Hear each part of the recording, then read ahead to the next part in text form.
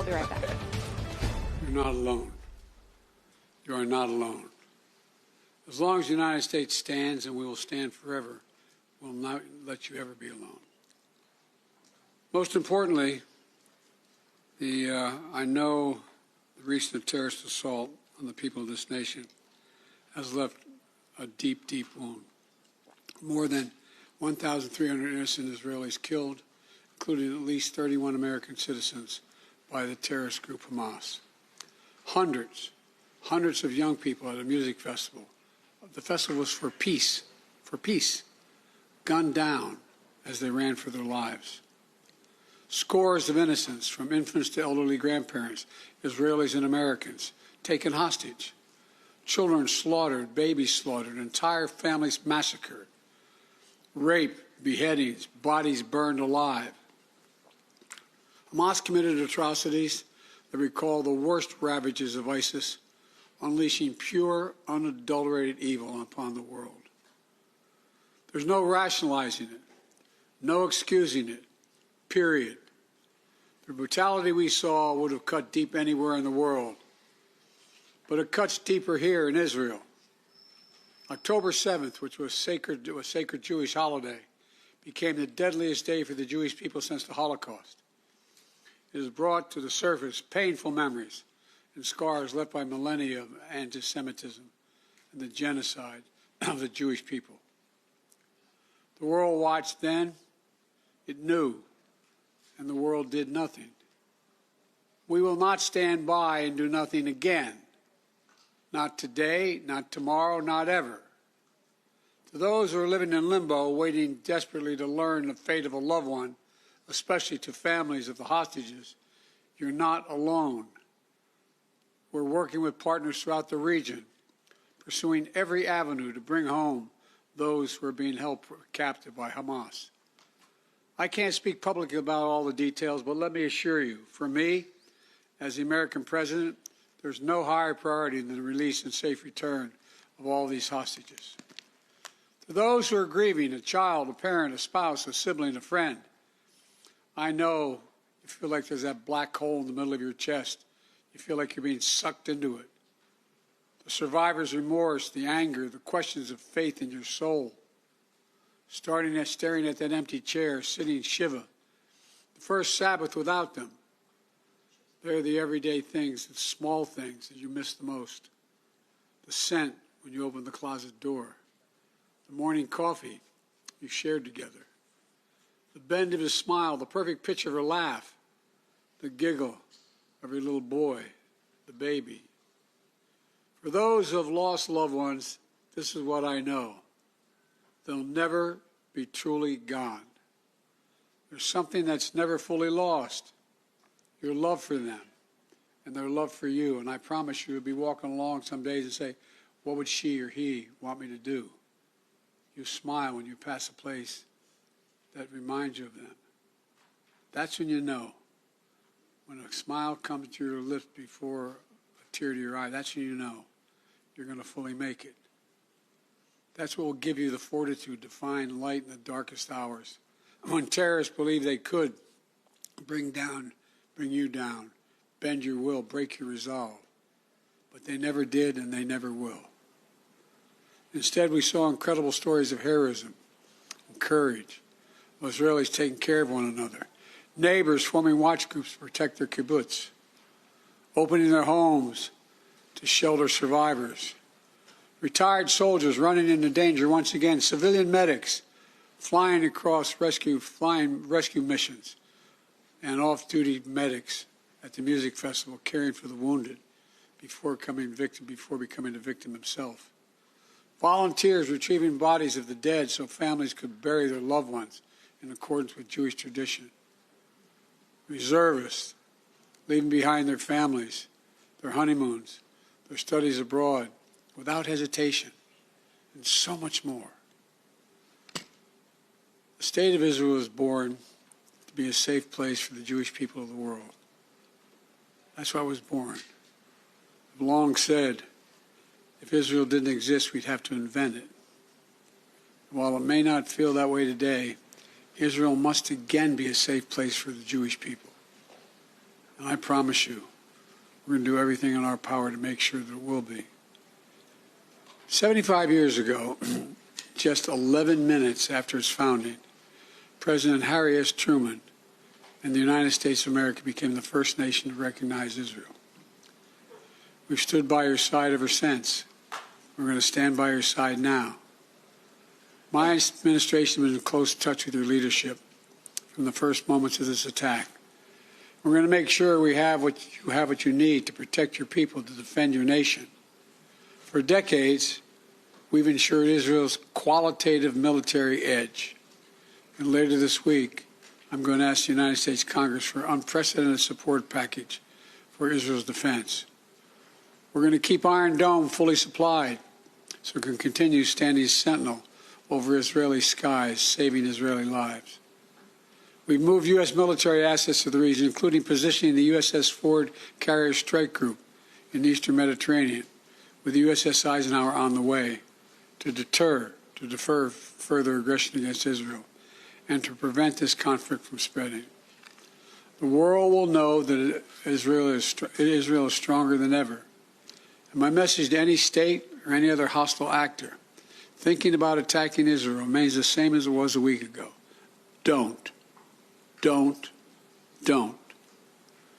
Since this terrorist attack took place, we've seen it described as Israel's 9/11. Though for a nation the size of Israel, it was like 15 9/11s. The scale may be different, but I'm sure those horrors have tapped into some kind of primal feeling in Israel, just like it did and felt in the United States. Shock, pain, rage, an all-consuming rage. I understand, and many Americans understand. You can't look at what has happened here to your mothers, your fathers, your grandparents, sons, daughters, children, even babies, and not scream out for justice. Justice must be done. But I caution this: while you feel that rage, don't be consumed by it. After 9/11, we were enraged in the United States. While we sought justice and got justice, we also made mistakes. I'm the first U.S. president to visit Israel in time of war. I've made wartime decisions. I know the choices are never clear or easy for the leadership. There's always cost, but it requires being deliberate. It requires asking very hard questions. It requires clarity about the objectives and an honest assessment about whether the path you're on will achieve those objectives. The vast majority of Palestinians are not Hamas. Hamas does not represent the Palestinian people. Hamas uses innocent families in Gaza as human shields, putting their command centers, their weapons, their communications tunnels in residential areas. Palestinian people are suffering greatly as well. We mourn the loss of innocent Palestinian lives like the entire world. I was outraged and saddened by the enormous loss of life yesterday in the hospital in Gaza. Based on the information we have seen to date, it appears the result of an errant rocket fired by a terrorist group in Gaza. The United States unequivocally stands for the protection of civilian life during conflict, and I truly grieve for the families who were killed or wounded by this tragedy. The people of Gaza need food, water, medicine, shelter. Today I asked the Israeli cabinet, who I met with for some time this morning, to agree to the delivery of life-saving humanitarian assistance to civilians in Gaza, based on the understanding that there will be inspections and that the aid should go to civilians, not to Hamas. Israel agreed the humanitarian assistance can begin to move from Egypt to Gaza. Let me be clear: if Hamas diverts or steals the assistance, they will have demonstrated once again that they have no concern for the welfare of the Palestinian people. And it will end.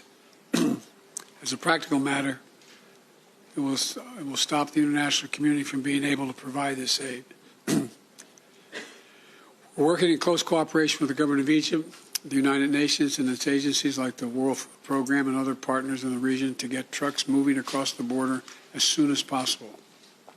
Separately, I ask Israel that the global community demand that the International Red Cross be able to visit hostages. I just demanded that the United States fully supports. Today, I'm also announcing $100 million in new U.S. funding for humanitarian assistance in both Gaza and the West Bank. This money will support more than 1 million displaced and conflict-affected Palestinians, including emergency needs in Gaza. You are a Jewish state. You are a Jewish state, but you're also a democracy. And like the United States, you don't live by the rules of terrorists. You live by the rule of law. And when conflicts flare, you live by the law of wars. What sets us apart from the terrorists is we believe in the fundamental dignity of every human life. Israeli, Palestinian, Arab, Jew, Muslim, Christian, everyone. You can't give up what makes you who you are. If you give that up, then the terrorists win, and we can never let them win. You know, Israel's a miracle, a triumph of faith and resolve and resilience over impossible pain and loss. Think about October 7th, the Jewish holiday, where you read about the death of Moses, a tragic story of a profound loss to an entire nation, a death that could have left hopelessness in the hearts of the entire nation. But though Moses died, his memory, his message, his lessons have lived on for generations of the Jewish people as well as many others. And just as the memory of your loved ones will live on as well.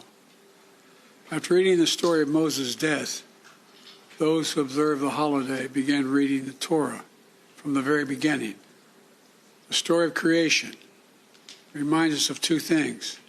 First, that when we get knocked down, we get back up again, and we begin anew. And second, when we're faced with tragedy and loss, we must go back to the beginning and remember who we are. We are all human beings, created in the image of God with dignity, humanity, and purpose. In the darkness, to be the light unto the world is what we're about. You inspire hope and light for so many around the world. That's what the terrorists seek to destroy. That's what they seek to destroy. Because they live in darkness. But not you. Not Israel. Nations of conscience like the United States and Israel are not measured solely by the example or power. We're measured by the power of our example. That's why, as hard as it is, we must keep pursuing peace. We must keep pursuing a path so that Israel and the Palestinian people can both live safely, in security, in dignity, and in peace. For me, that means a two-state solution. We must keep working for Israel's greater integration with its neighbors. These attacks have only strengthened my commitment and determination and my will to get that done. I'm here to tell you the terrorists will not win. Freedom will win. So let me end where I began. Israel, you're not alone. The United States stands with you. I've told the story before, and I'll tell it again, of my first meeting with an Israeli prime minister 50 years ago as a young senator. I was sitting across from Golda Meir at her desk in her office. And she had a guy who later became prime minister, sitting next to me, just before the 1973 Yom Kippur War. And she flipped the maps up and down, telling me how bad things were and how terrible they were. All of a sudden, she looked at me and she said, "Would you like a photograph?" I looked at her. She got up from her desk and walked out into that hallway. I think it's marble flooring. Walked out in the hallway. We walked out and there were a bunch of photographers standing in front of us. We were standing shoulder to shoulder. Without her looking at me, she said to me, knowing I'd hear her, "Why do you look so worried, Senator Biden?" And I said, "Worried? Like, of course I'm worried." And she looked at me and she didn't look. She said, "We don't worry, Senator. We Israelis have a secret weapon. We have nowhere else to go." Well, today, I say to all of Israel, the United States isn't going anywhere either. We're going to stand with you. We'll walk beside you in those dark days. And we'll walk beside you in the good days to come. And they will come. as you say in Hebrew, which I'm not going to attempt to do because I'm such a terrible linguist, I'll say it in English. The people of Israel live. The people of Israel live. Israel will be safe, secure, Jewish, and democratic state today, tomorrow, and forever. May God protect all those who work for peace. God save those who are still in harm's way. Thank you very much.